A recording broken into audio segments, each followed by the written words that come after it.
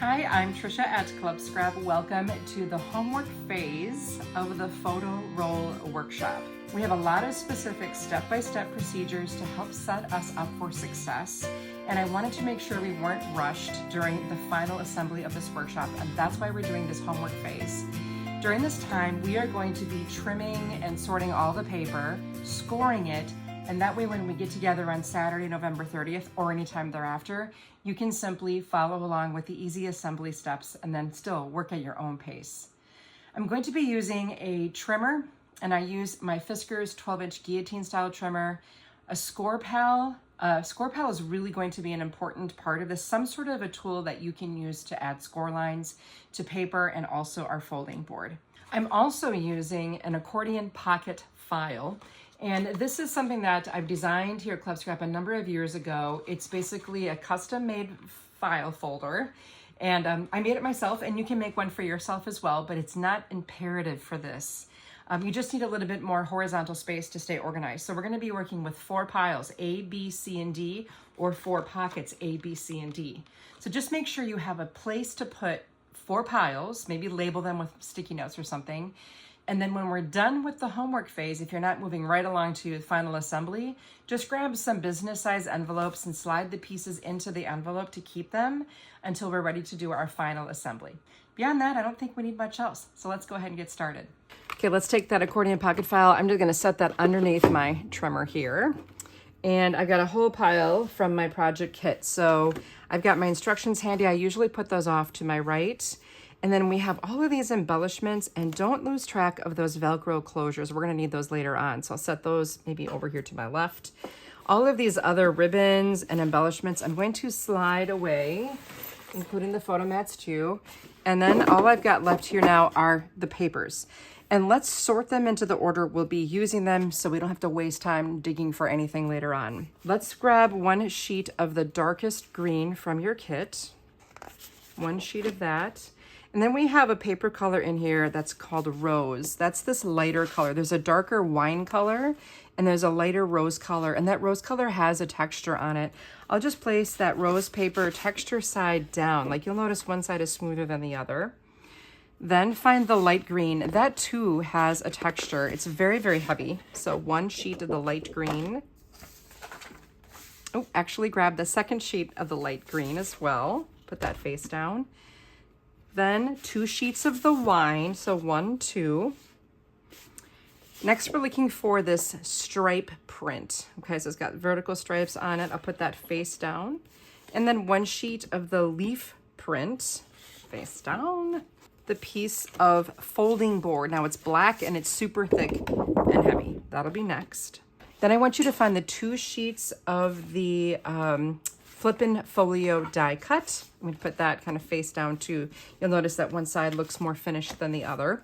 Then we've got 2 sheets of Cutaparts. Now it's not imperative that you trim these along with me, but I know some of you might want the help getting these elements off into smaller pieces so that you can use them to decorate your book. So this is purely finishing touches, but if you want, you can fast forward through that process, but we're gonna do those next. Let's see, we'll start out with this one with the darker green border that says, "Let us dance in the sun."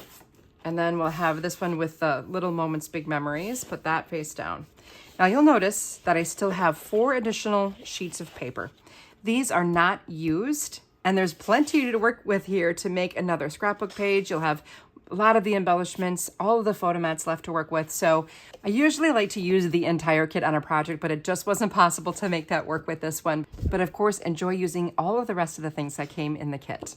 I'm going to take all of these papers that we sorted and flip them over back to where we started with that dark green paper. And I like to put the papers to my left. Again, instructions on my right. We'll start by trimming this dark green paper, but before we do that, I want to make sure we're working in the proper direction of the grain of the paper, because later on we'll be folding one of these pieces and I want to fold with the grain instead of against it, because going against the grain is no fun. So I'm gonna hold the paper. I like to hold it by an edge and then just give it a little wiggle. A lot of you already know this. And then I'm gonna hold it by a neighboring edge here, and the paper in this direction is really stiff. But if I hold it by this edge, you see how it's really floppy? And you'll feel that right away with this paper. And if grain direction discovery is new to you, this is an exciting moment. I love it. Okay, so place the paper into the trimmer so that it dips most easily from the top to the bottom. okay? And that reflects a drawing, right, in my instructions. Do you see the arrow? It points top to bottom. That's the grain, the way I want the grain to dip. It's the easiest way to explain it, I find. Okay, so I'm going to unlock my blade, and we need to trim at 10 3/4. Now, the rule of the thumb here is as you cut your paper, just let it fall onto the table. Don't move the pieces as they fall, because if you move them, then I don't know where they are, and you don't either. So that, we just save a lot of time by keeping it where it lands. So let's trim at 10 3/4, and by way of review, just keep in mind that the top row of numbers here on this trimmer model, those are centimeters. We don't want that. We want inches, so that's the second row of numbers, and every column on this trimmer base is 1/4 of an inch, so 10, 10 1/4, 10 1/2, 10 3/4. So it's 3 columns to the left of the 10 to find our 10 3/4. And finally, before we slice, make sure you push down on this clear bar right here to make sure that your paper doesn't move and the paper is level at the top. Then we slide down to 7 1/2. Now 7 and 2 columns to the left is 7 1/2. And then finally 3 3/4. So 3 plus 1, 2, 3. Now that's a number you're going to be using a lot today, 3 3/4. Okay, we're done with all the cuts in that direction, and that's the efficiency of my process that I do here in general at Club Scrap. Now take the piece that's in your trimmer base and the one that fell just on the top of the pile. If you stack them together, you'll notice they're the same size. Let's trim this at 10 3/4, both sheets at the same time. 7 1/2 and 3 3/4. There's that number again. Okay, so you just made some squares, some more squares, some pieces that are not quite square, they're shorter, and 2 like little rectangles. All of those pieces are used from pocket A or pile A, however you want to do it. I'll just pop those into my pocket A. Next, we're going to take this strip. This one is 3 1/4 by 12, and let's trim this at 9 3/4. Again, a number you'll use a lot today, and 6 1/2. Now there are instructions to score this piece of paper, but what I like to do is just save all my scoring for later. So I'm going to take this piece, I'm going to set it aside for now, not in a pocket. Made another little square for pocket D, David. And then this right here, my friends, is a scrap. So I'm just going to set aside a special scrap pile to my right. I may or may not keep those pieces, but I'll just hang on to them until we're done with the project. And then same for this long strip. And there was morning and evening, the first sheet of paper. Okay, now we move on to this rose color. And once again, I'm checking the grain direction. And I find that it definitely wants to go this way. And that's how I want it going in my trimmer. So dipping easily top to bottom, just like the diagram says. Start at 10 3/4. This is again 10 3/4. Stabilize. 7 1/2. 3 3/4. So again, same number here. The piece that's in the base of your trimmer and the one that fell right next to it, we're going to stack those neatly together and trim at 10 3/4. So 10 plus 3 columns left. It's 10 3/4.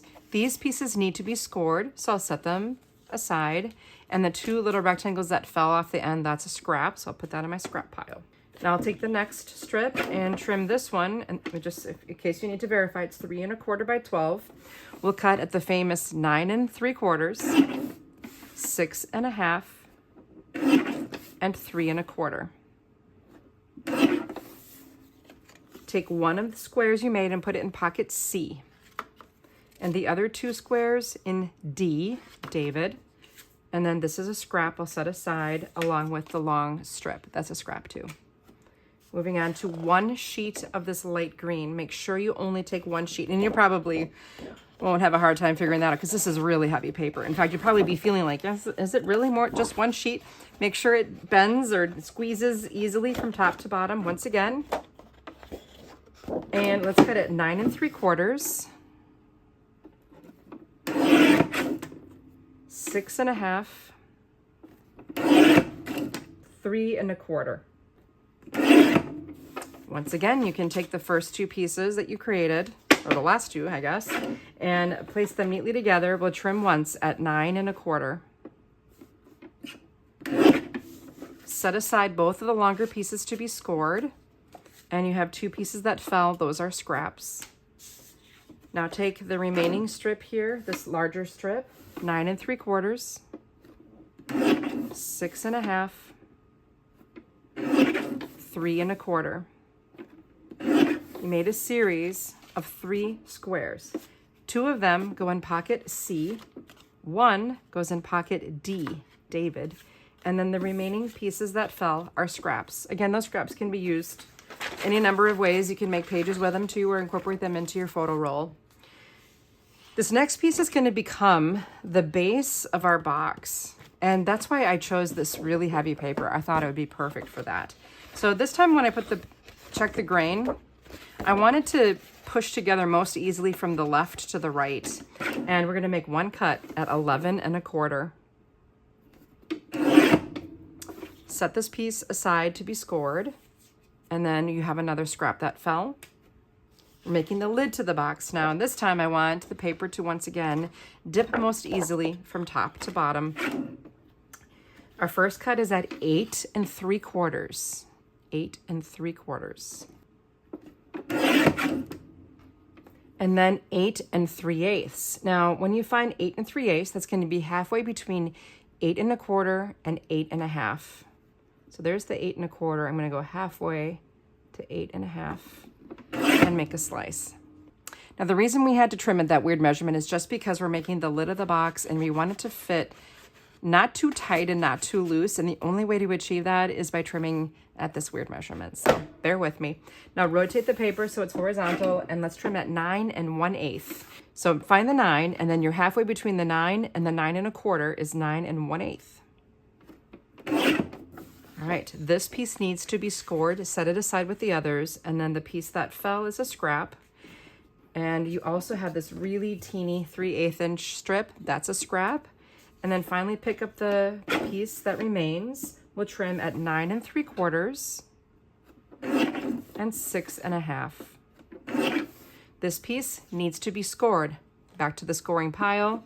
The square goes in pocket C, Charlie, and then this is a scrap. We're getting there. Okay, this one we also need to trim so that the grain bends easily top to bottom. We'll cut at 10. That's a new number. 10. Then 6 3/4 and 3 1/2. Rotate the 3 1/2 inch piece so it's horizontal, and we'll trim at 9, 6, and 3. And gather up these rectangles. 2 of them go in pocket C, and the other 2 go in D, David. Now you have 2 more strips that are the same. We can cut them at the same time. 9 3/4, again, a very familiar number today, and 6 1/2. Set aside these 2 rectangles to be scored. And then you're going to have 2 squares left, one for C and one for D, plus then 2 scraps along with this long strip, also a scrap. Sorry about all those scraps, but it's just how the math worked out. Trust me, if I didn't do all this work in advance, there would be a lot more scraps if I just said, you need X number of pieces at this size, and yeah, this is making it a lot easier, at least I hope. Okay, now I'm going to place this paper into the trimmer.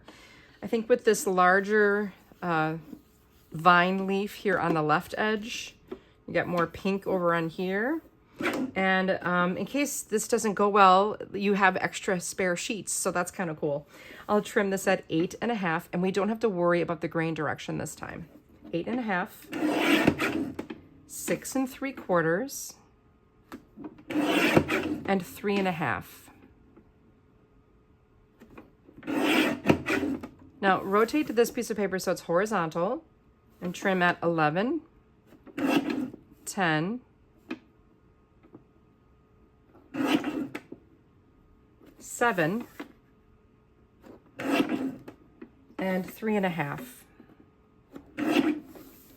Gather up the 2 squares, a rectangle, and then 2 skinny strips.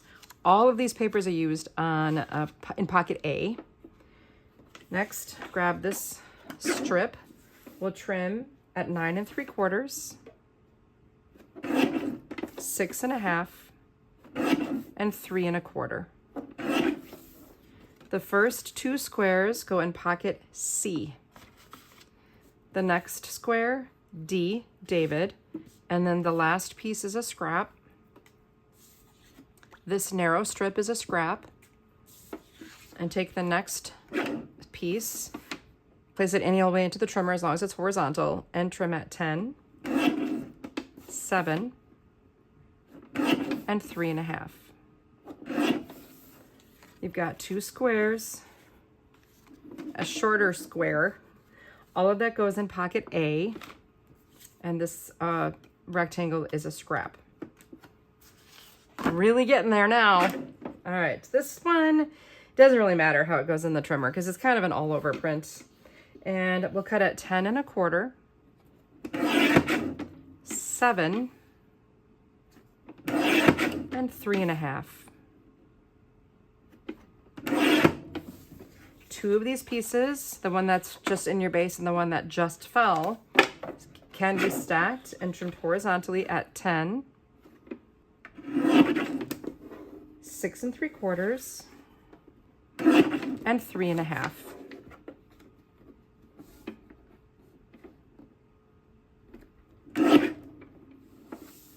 All right, the pieces that you just made are squares. Then you've got 2 rectangles that aren't quite square, and you got 2 more of those. All of them go in pocket B. Bravo. Then you have the 2 smaller rectangles for your scrap pile. This next strip we'll trim at 9 3/4, again, 9 3/4, and 6 1/2, and 3 1/4. One of these squares goes in pocket C, Charlie. The other 2 go in D, David. And you have a scrap here for your scrap pile along with the long strip. Now we're moving on to our folding board, and this is very critical that you determine the grain direction correctly, okay?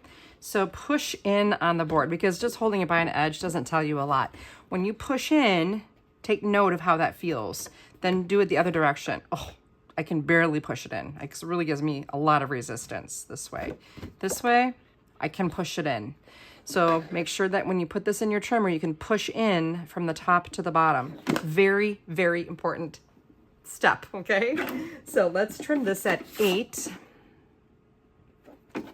Now, it helps probably if you're standing for this. If you normally sit down while you trim, I recommend you stand up. It's just such heavy paper. And make sure you firmly stabilize on this clear bar before you slice, okay? Then slide it down to 4 to make a strip of the same size. So push down firmly, stand up if you're able. It gives you a nice clean cut. The piece that's in the base of the trimmer right now, rotate it so it's horizontal and trim at 11 1/4. Okay, this piece can be set aside to be scored. The next piece gets set aside to be scored at its full 12-inch length. This final piece, we're going to trim at 8 1/2. Stabilize. So this 8 1/2-inch piece, that's a scrap. The piece we do need is this one, and we can put it in pocket A. Next, we do have our flippin' folio die cuts, and I put these next just in case you don't want to hang around for the cut-apart trimming that'll take you through. But after that, make sure you come back, and I'll mark the chapters in the video. It'll say trim cut-aparts. This will be the remove die cuts phase. So I'm just carefully removing the negative space here of this. Then after that, we're going to do the scoring and get all those pieces filed, okay? So just come on back if you don't want to do the cut-aparts with me. So here's your scrap. Here is your folio. And I'm going to repeat that for the other one. So again, just carefully remove all of that negative space. And it's so nice that this is all scored die cut.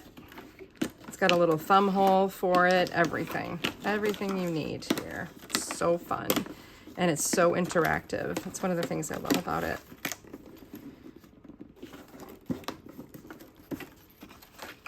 Okay, so these can be disposed of, and then these two pieces, if you want, you can even remove the little barrel-shaped die cut from this space here. I'll do that. Take out my barrel. And this little half moon thing, this, you can bend it up, and then that will end up being something that will go into the barrel-shaped die cut as the closure, okay? So those we can just set aside. That will be an integral part of our project when we are on the finishing stretch. Okay, so if you want to do these cut-aparts that come in the Vines kit with me now, that's great. Otherwise, just skip ahead as it's marked in the chapters of the video. So with our cut-aparts, we remove the outer perimeter first so that we start out on a perfect 12 by 12 line, okay? Because if it's not right, and if it's trimmed on a large commercial trimmer, there's a little bit of error. Not error, but, you know, I don't know what you would call it. Just not that pinpoint perfect thing we need. So that's why we have these little hash marks on the corner, each corner. So for my first cut, I'm just gonna trim a little bit off the edge here where it says remove paper outside of cutting guides. And I left a little bit there just so that when I rotate this now, I can actually see the outside edge of my blade both at the top and the bottom of the trimmer. So I can align that mark at both ends perfectly. Whereas that first cut, the paper's too large for me to see. Then I'm gonna rotate again and remove this edge. Rotate again. Now I can look at my 12 over here and see it lining up nice and perfectly at the right with my blade. And then one more rotation to just clean off the edge. And this is one thing I like about my trimmer, that it's capable of making this little bitty cut like this.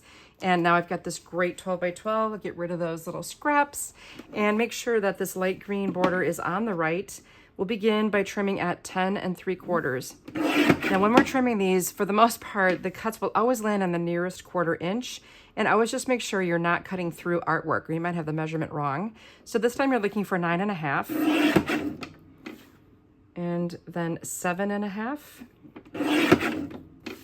And 4. Now rotate. So this is horizontal. Reasons to be happy will be on your right, and you'll cut at 10 and 6. So we can just sort of stack up these pieces. I'm going to set them here. Grab the next strip with the journaling prompt on the right and cut at 9 1/2, 7, and 4 1/2. Stack these up. Grab the next strip with the green box on the right, cut at 10, 8, 6, and 4. Set these aside on your little pile, and then you've got your strips. So that you can put in an envelope because we're out of pockets. Unless you want to put it in the back of pocket D, maybe you could do that.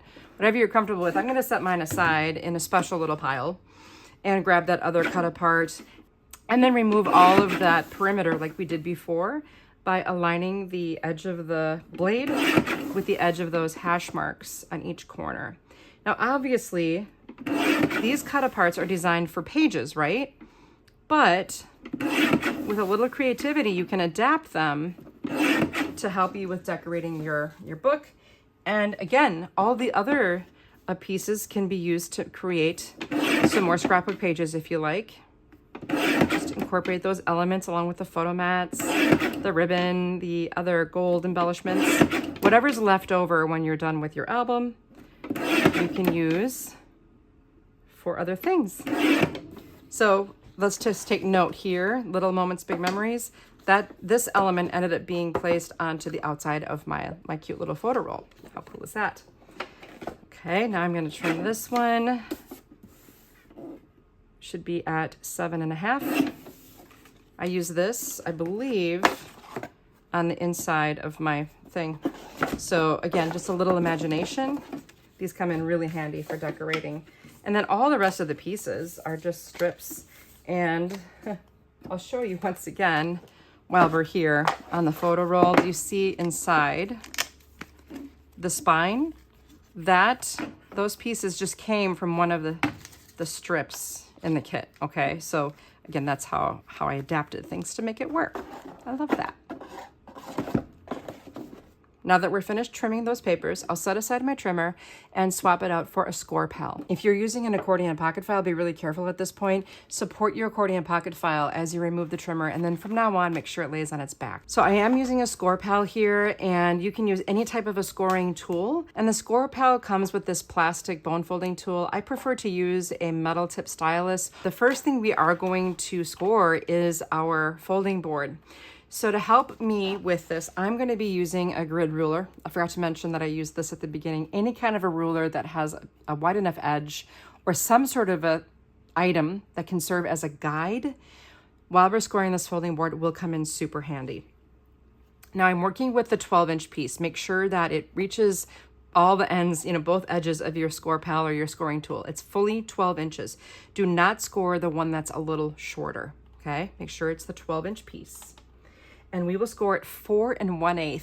So bear with me on these measurements. I like the score pal because it has the 1/8 inches pretty clear on here. So the 1/8 is halfway between the 4 and the 4 1/4. That's 4 1/8.